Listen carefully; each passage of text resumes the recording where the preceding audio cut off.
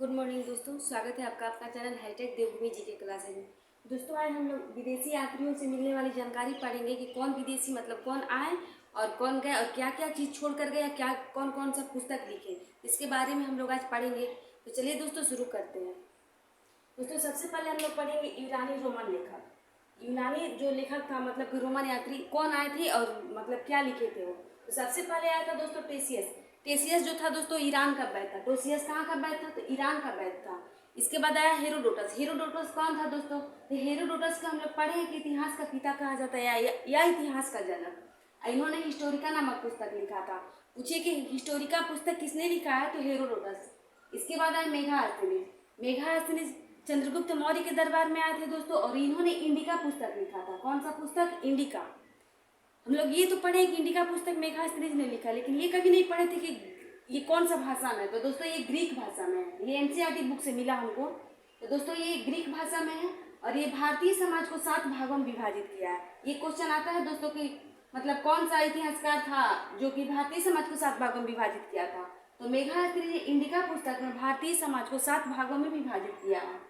और मेघास्थनी जो थे दोस्तों ये सेल्यूकस निकेटर के राजदूत थे। और सेल्यूकस निकेटर किसके राजदूत थे? तो सिकंदर का।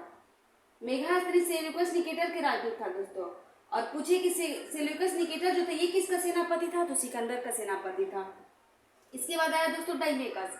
डाइमेकस जो था ये बिंदुसार के दरबार में आया था। डाइमेकस किसके दरबार में? तो बिंदुसार के दरबार में। और ये सीरिया नरेश अंतियोकस का राजदूत था। सीरिया नरेश अंतियोकस का राजदूत था।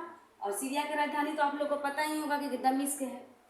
इसके बाद आया था दोस्तों डायनोसियस। डायनोसियस कौन था? तो ये अशोक के दरबार में आया था डायनोसियस। और ये मिस्र के राजा टॉलमी फिलाडेल्फस का राजदूत था। पूछिए कि सीरिया नरेश मतलब कि डायनोसियस जो थे किसके दरबार में आया था?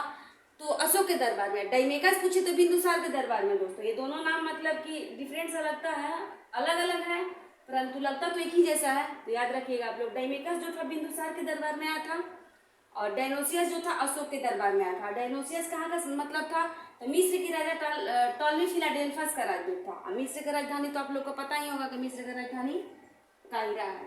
इसके बाद आया टॉलमी। टॉलमी जो था भारत का भूगोल लिखा था दोस्तों, भारत का भूगोल। प्लिनी प्लिनी लिखा था नेचुरल हिस्ट्री।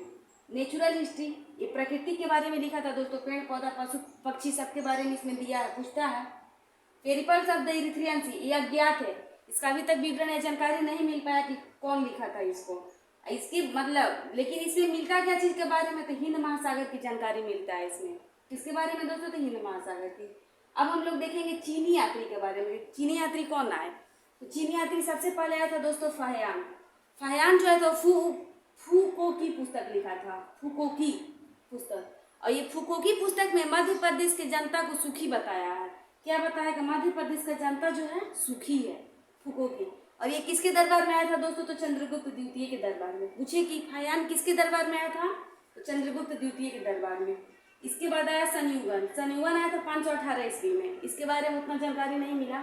518 ईस्वी में दोस्तों। इसके बाद आया वेनसोंग। वेनसोंग सीयू की पुस्तक लिखा। पूछे कि फुकोकी किसने लिखा है? तो फुकोकी लिखा है दोस्तों फाहियान ने। पूछे कि सिकोकी किसने लिखा है? तो सीयूकी लिखा है पुस्तक वेनसोंग। सीयूकी कौन लिखा है दोस्तों? तो वेनसोंग। वेनसोंग जो था हर्षवर्धन के दरबार में आया था। किसके दरबार में? तो हर्षवर्धन। वेनसोंग हर्षवर्धन। इसे यात्रियों का राजकुमार, नीति का पंडित या शाक मुनि कहा जाता है। वेनसोंग को यात्रियों का राजकुमार, नीति का पंडित या शाक मुनि कहा जाता है दोस्तों। और वेनसोंग जो था नालंदा यूनिवर्सिटी में पढ़ाई किया था। नालंदा यूनिवर्सिटी में पढ़ाई किया था। पूछे कि नालंदा यूनिवर्सिटी किसके समय बना था दोस्तों? तो कुमार गुप्त प्रथम के समय में बना था। ये मत समझ लीजिएगा आप लोग कुमार गुप्त प्रथम ने ही नालंदा विश्वविद्यालय बनाया था, नहीं। कुमार गुप्त प्रथम के समय बनाया था नालंदा यूनिवर्सिटी। वेनसोंग की जीवनी अगर पूछे कि वेनसोंग की जीवनी कौन लिखा था? तो हॉली नामक एक व्यक्ति था, वही लिखा था। वेनसोंग की जीवनी कौन लिखा था दोस्तों? हॉली। इसके बाद आया इत्सिंग। इत्सिंग 7वीं शताब्दी में आया दोस्तों। अब हम लोग देखते हैं अरबी लेखक। अरबी लेखक में सबसे पहले विवरण मिलता है किसी का? तो अलबरूनी का। अलबरूनी जो था पूछता है कहाँ का निवासी था दोस्तों? तो ख्वारिज्म देश का, मतलब कि ख्वारिज्म का। अब उसे वर्तमान में तुर्कमेनिस्तान कहा जाता है। क्या कहा जाता है? तो तुर्कमेनिस्तान, ख्वारिज्म को। और ये पूछे कि किसके दरबार में आया था दोस्तों? तो महमूद गजनवी के दरबार में। यही महमूद गजनवी जो भारत पर 17 बार आक्रमण किया था, जिसमें कि 10 से 25 ने सोमनाथ मंदिर को लूटा था। 1025 में सोमनाथ मंदिर को लूटा था गुजरात का। और अल-बरूनी कौन पुस्तक लिखा था दोस्तों? तो तहकीक-ए-हिंद और किताबुल-हिंद। पूछे कि अल-बरूनी कौन सा बुक लिखा था? तो तहकीक-ए-हिंद और किताबुल-हिंद। इसके बाद आया दोस्तों इब्न बतूता। इब्न बतूता पूछे कहाँ का निवासी था? तो मोरक्को का था। और ये एमबीटी के समय यानी मोहम्मद बिन तुगलक के समय आया था और 1333 ईस्वी में भारत आया था। ये एमबीटी ने क्या किया? इसे इब्न बतूता को दिल्ली का काजी नियुक्त कर दिया, मतलब दिल्ली का वहाँ का दिल्ली का काजी न्यायाधीश नियुक्त कर दिया एमबीटी। और इसने कौन सा पुस्तक लिखा? तो रिहला बुक, रिहला पुस्तक इसने लिखा इब्न बतूता ने। 13 से 42 ईस्वी में चीन भेजा राजदूत बनाकर। कौन? तो मोहम्मद बिन तुगलक। मोहम्मद बिन तुगलक ने क्या किया? इब्न बतूता को 13 से 42 ईस्वी में चीन राजदूत बना करके भेजा। उसके बाद आया दोस्तों सुलेमान। सुलेमान एक ऐसा अरबी यात्री था जो दोस्तों जो कि चीन और भारत दोनों की यात्रा किया था। चीन और भारत दोनों का यात्रा। कौन? तो सुलेमान। अन्य लेखक में आप लोग पढ़े होंगे तारानाथ।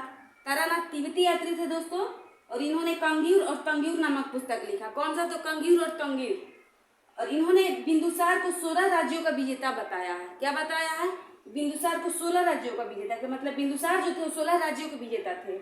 इसके बाद एक था दोस्तों मार्को पोलो। तो मार्को पोलो जो था दोस्तों पांड्य देश की यात्रा पर आया था। किसकी यात्रा पर? तो पांड्य देश का यात्रा पर।